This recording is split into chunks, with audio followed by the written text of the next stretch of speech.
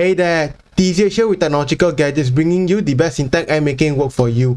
On this channel, we usually do tech gear reviews, but sometimes, we check out other people's setups. And, this video in particular, we will be checking out a setup from this content creator slash live streamer called Gaming Careers, and we'll be checking out his ultimate streaming setup. So let's see how this setup will look like, and what does it have to tout it as the ultimate setup for streaming. So if you like these types of videos, make sure to drop me a like and subscribe if you haven't already, if you'd like to help support me and this channel completely for free. But without further ado, let's get right into the video.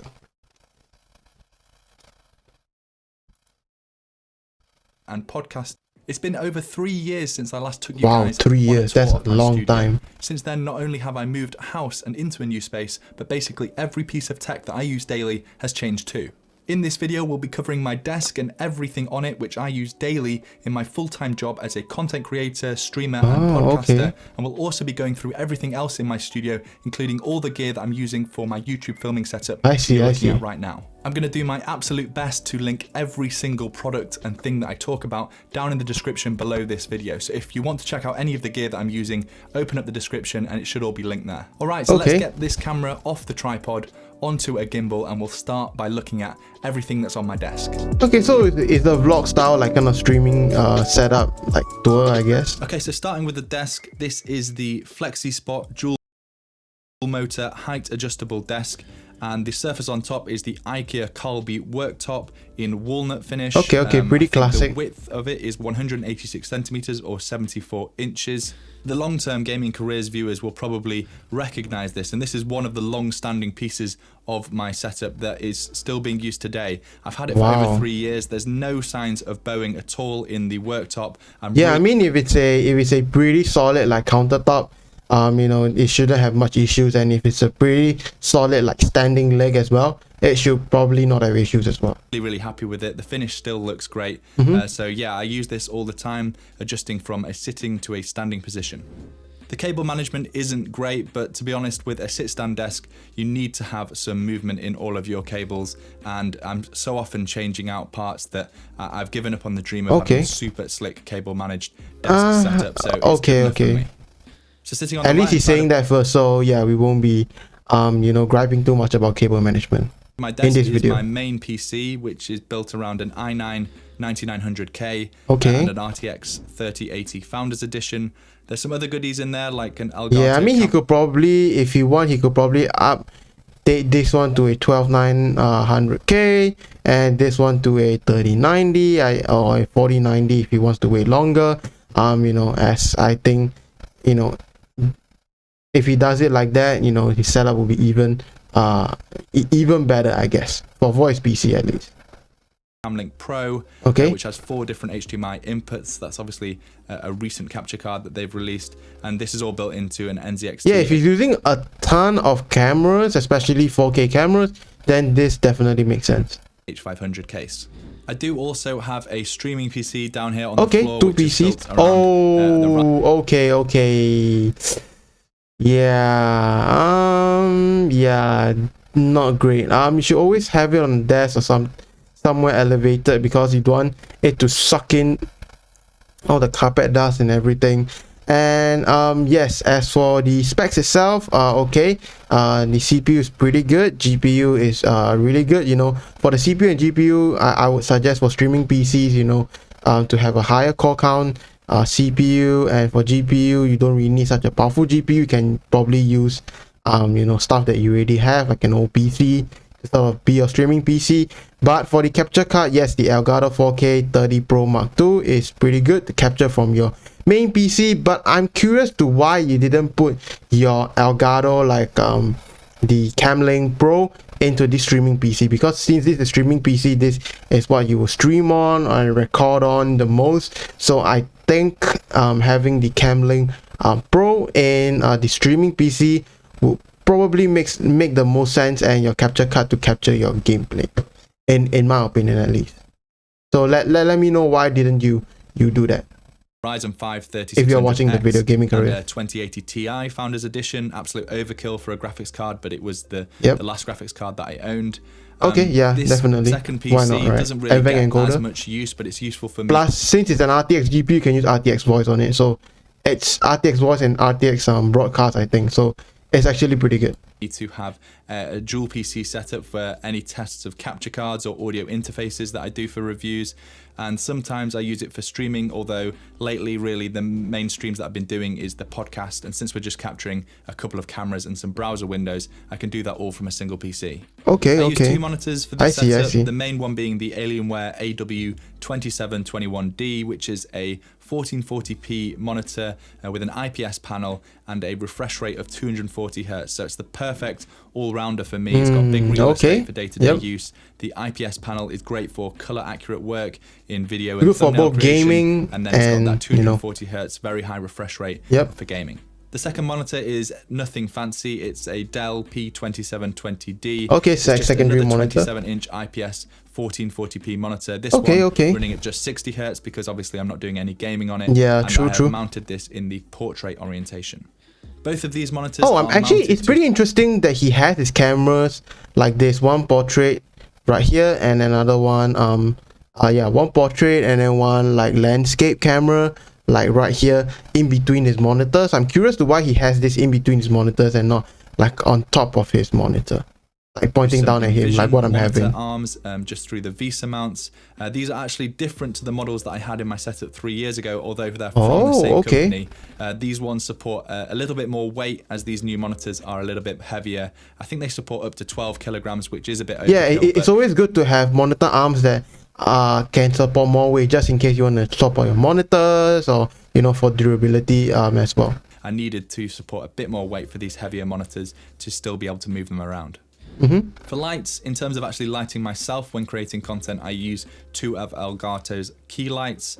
And around the back of my desk to be able to create all the color that I use in the background of my A-roll shots. I have two Elgato light strips actually stuck to the back of the desk, and then 5 Philips Hue Play light bars, which I use, and that's a lot for the lighting, either to the desk or to the backs of my monitors, which sort of gives this huge spill of color that I can control and create gradients that I use in my A-roll set. Man, the gradient is really nice. All of these lights can be controlled from my Stream Decks. Currently on my setup I have two, the Stream Deck XL and the new Stream Deck. So I would say one probably for this probably goes to streaming PC, and this probably goes to the normal PC.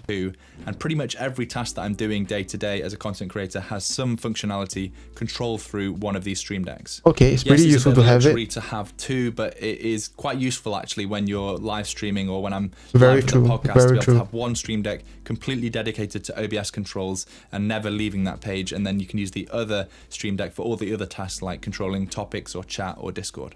The speakers on my desk are the Logitech G560 Light Sync. These are some RGB speakers from a few years ago. To be honest, they're not the best sound, especially if you're comparing it to some professional studio monitors. I mean, definitely. They take up a lot less space, and really, I just use them for watching Twitch and YouTube or listening to music whilst working. So for casual listening, yeah, definitely. The mouse that I'm using is the Logitech G Pro Wireless. This is the new super light version that I would like to try at some point, but it's it's a standard good mouse, I would say. But I couldn't really go back to a wired mouse anymore. I love this Logitech. Wireless mouse. I'm using one as well. This sits on the mouse pad that I'm using, which is the SteelSeries QCK XXL. Pretty good mouse pad. Different the sizes QCK of the one. QCK for probably over 10 years now. Yeah, I can see it. He's been using it for a very long time. Should probably clean his mouse pad. I should probably clean mine as well. Any reason to change? This one is a bit dirty now. It could probably do with a wash. My keyboard is the Philco Magistouch 2 Ninja with Cherry MX silent red switches. I really like the look of this. For streaming, silent reds are good. You can only sort of see which key you're pressing if you're looking at it from an angle. But this is my first dip of my toe into the world of non-gaming keyboards, so I feel like that's a slippery slope that I'll probably be spending a lot of money on. As you can see, I've got a few different audio interfaces plugged into my PCs. So he has a Go XLR Mini and a Go XLR. I think the same reason as to why he has the Stream Deck and the Stream Deck XL, I think. XLR, the original Go XLR, this is what I use on my main PC and really what I use most of the time. I've also got the Go XLR Mini, which is connected to my second streaming PC for additional controls. And then right now I'm using the Wave this one is connected to a streaming PC. Wouldn't you want your normal Go XLR to capture to your streaming PC and then this to be on your normal PC, I would say. And then right now I'm using the Wave XLR for testing different microphones, as that's just a clean signal with no processing like the Go XLR has. So it's really useful to quickly plug in a microphone to Wave XLR and be able to hear exactly how it sounds by default. This little Wait, can't you plug this into the Wave XLR and use all the Wave XLR's processing and then connect it to the Go XLR to use all of its like mixer and fading channels and stuff like that? I think it could be a pretty good way to link up that way. box here plugs into the back of my Go XLR, and it is for my headset, my wireless headset, which is hanging down here below the desk. The Arctis Pro, I guess. Series Arctis Pro Wireless, which is very expensive, but super comfortable even for people with glasses like me, and especially if you're going to be wearing them for long periods of time through the day. It's got a really smart swappable battery system, so you're never left without battery, and the sound quality is good enough. I'm never using the microphone for these, and if I ever need something a little more neutral for editing, then I plug in a pair of Audio-Technica M50Xs. Okay, yeah, that's pretty. On my desk, both of which are plugged into the Elgato Cam Link Pro. My main one is a Sony A6100 with a Sigma 16mm f1.4 lens, and this is mounted to Elgato's. Okay, so this I would suggest. I think this is the wide angle camera mic arm, which allows me to really easily reposition this and even bring it over the top of my monitor if I want to do some top-down shots of my desk. The second camera is the always recommended Sony A5100 with its stock lens, which is 18 to 55mm, I think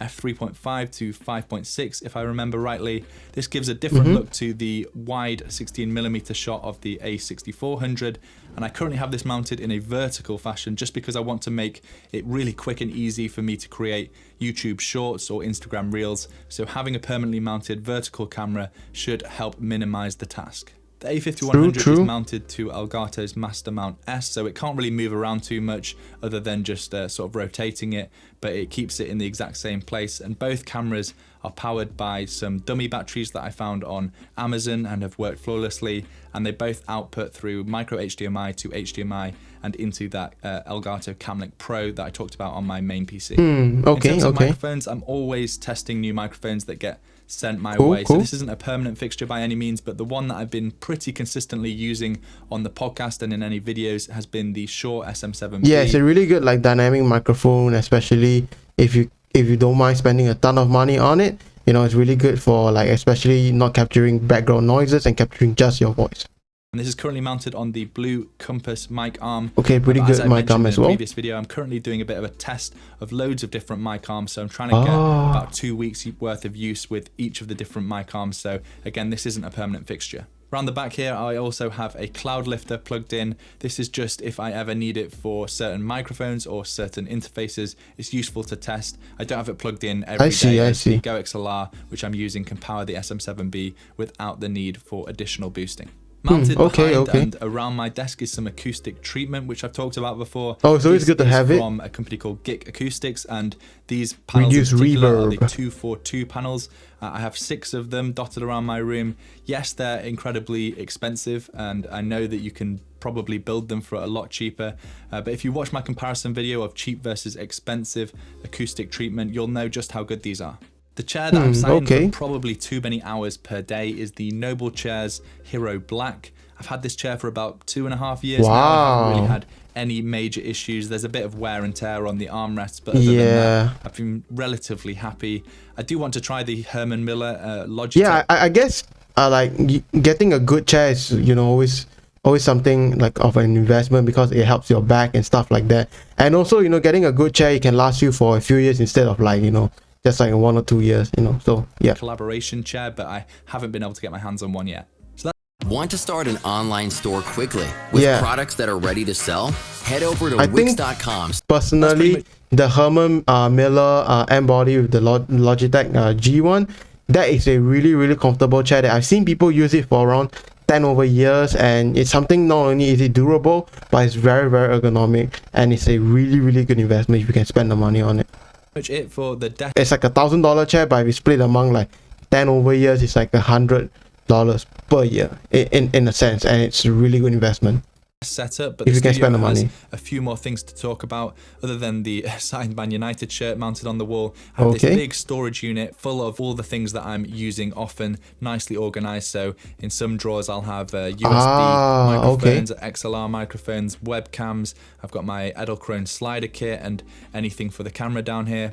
I've also got this drawer up top for NDA items, things that I can't talk about or show on screen, as I've had to blur out far too many boxes in my time as a YouTuber when I filmed and not realized that something was in shot. These little bins up top are stuff full of different types and different lengths of cables that I'm often needing to grab. And I've also got 2 bins here for chargers and for all the different batteries that I'm using. And batteries only go in here once they are fully charged to make sure that I'm never left without a charged battery. Next we have my YouTube sort of filming setup. The light here is the Aperture Lightstorm 120D with the Light Dome 2 softbox on top, and these are mounted to a Neewer stainless steel C-stand. The camera that's normally mounted to this tripod is the one that I'm currently using. It's the Canon EOS R with a 24-105. I'm surprised why he doesn't use his Sony camera to keep everything consistent instead of switching from Sony to Canon. Or lens. And the tripod itself is the Manfrotto 055 legs. Yeah, if I'm not wrong, that's a full frame camera, so there you go. Manfrotto 502 fluid video head. Okay. In terms of audio for my A-roll, I'm using the Rode NTG4 Plus condenser shotgun microphone, and this is mounted to the Rode SM4R suspension shock mount, a Rode micro boom pole, which I think extends out to about 2 meters, and then a few products from Neewer, the grip head, the boom pole support holder, and the aluminium light stand. I also use this reflector to bounce light back to fill light on both sides of my face. These are from Neewer. It's the 5-in-1 reflector, and it's mounted again to an aluminium light stand and using a spring clamp again from Neewer. At the back of my studio, there's the Elgato green screen, which I hardly ever use, if I'm being honest, but it is useful if I ever need to create some kind of content that requires a green screen. I've also got these shutter blinds, which are really useful for blocking out a good portion of the light when I'm trying to film in the day to make sure I have that consistent lighting that isn't constantly changing when I have them open. That's good. Finally, I have this big storage unit, which again I had at the old studio. I've mounted some little RGB lights inside. It's not that looks pretty interesting. Well done, but from the cameras on my desk you can't see any of the wires, so these allow me to have some cool alternating light colors in each of the different segments here. Ideally, I'd love to fill this with all kinds of cool accolades from my time as a content creator, but to be honest, it's kind of filled with random bits and bobs at the moment, like the Rodecaster Pro here.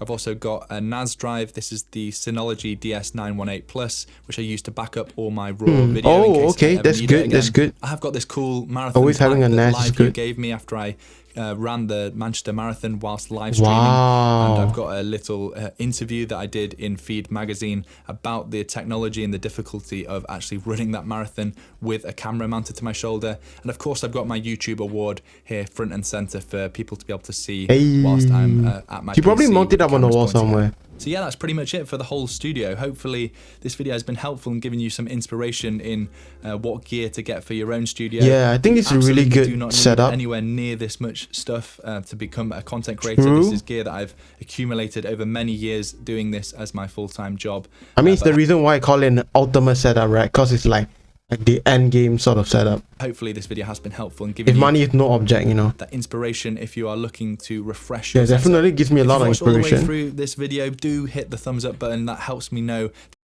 content for the next video. So I'll catch you then. Peace. And so now on to my sort of personal opinion on his setup. So what do I personally think about his setup? I have his setup right here. I personally think his setup is really good, especially how he differentiate the sort of YouTube space, his storage space, and his actual like PC area. But I would there's some changes that I think could be cool in making, is that put like your Stream Deck XL and your actual Go XLR and like maybe your Wave XLR, the bigger, more powerful ones, on your streaming PC, and to actually maybe move the the Camlink Pro to your sort of streaming PC, because so that your streaming PC can handle everything and your normal PC just does normal stuff. That way it's more easier to categorize in that way. And you know, your streaming PC, even though let's say you're doing like just browser sources and stuff like that, you know, you can just easily hit live and just go on there instead of, you know, or having to you know, bring the peripherals over to your normal PC when you need it, or switching it over to your streaming PC when you need it. And for a streaming PC, be sure to not put it on the floor so that it doesn't get really dusty and stuff like that. But you know, overall, and also if you can, try to keep all your camera gear consistent. Like if you're using Sony gear, try to all use Sony gear. If you're trying to use like sort of Canon gear, try to use all Canon gear. This way you have much better interchangeability with not only the lenses, but your color profile stays the same throughout your streams, your videos, and stuff like that. But that is just my personal opinion. What do you think about this setup? Let me know down in the comment section below. I personally think that this is a really good setup that probably needs some improvements that he could probably do to make it even better. And anyways, you know, if you haven't already, be sure to subscribe to this channel if you'd like to help me out and what I do completely for free. Last but not least, thank you all so much for watching and staying tuned to the end, and I hope to see you in the next video. And yep,